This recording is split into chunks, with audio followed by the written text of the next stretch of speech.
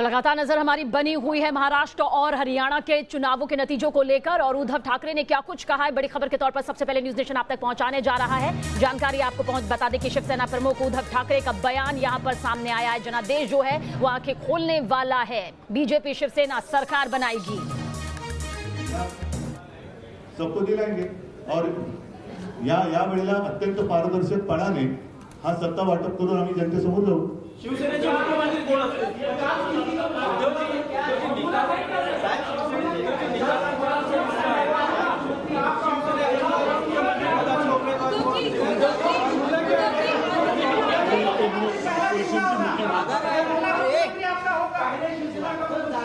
अरे एक मिनिट जरा थांबा, जरा एक मिनिट। म्हणून मी मगाशी तेच म्हटलं की महाराष्ट्राच्या जनतेला मी एवढ्यासाठी धन्यवाद दिले की जेव्हा राज्यकर्त्यांचे किंवा राजकीय पक्षांचे डोळे बंद होतात तेव्हा ही जनता डोळे उघडते आणि नुसते उघडण्यानंतर डोळ्यामध्ये अंजन टाकते।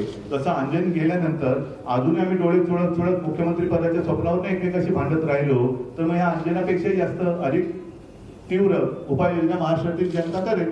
आणि त्याकरता मला असं वाटतं की जे मी बोलले ते अत्यंत स्पष्ट शब्दात बोललेलो आहे की लोकसभा निवडणुकीच्या वेळेला जो काही एक फॉर्म्युला हा ठरलेला आहे तो फॉर्म्युला एकत्र बसून त्याच्यावरती आम्ही निर्णय घेऊन मग मला असं वाटतं सरकार स्थापनेचा दावा करू।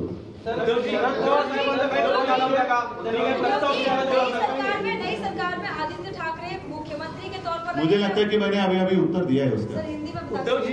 उद्धवजी जे निकाल आले आहेत त्यात असं दिसतं की भाजप व शिवसेनेच्या जागा कमी झाल्या आहेत, तर सरकार विरोधात जो असंतोष किंवा एक राग होता त्याचा शिवसेनेलाही फटका बसला आहे। मी सांगितलं ना की महाराष्ट्रातल्या जनतेने सगळ्यांचेच डोळे उघडलेले आहेत, म्हणून मी या जनतेला खास धन्यवाद देतो आहे।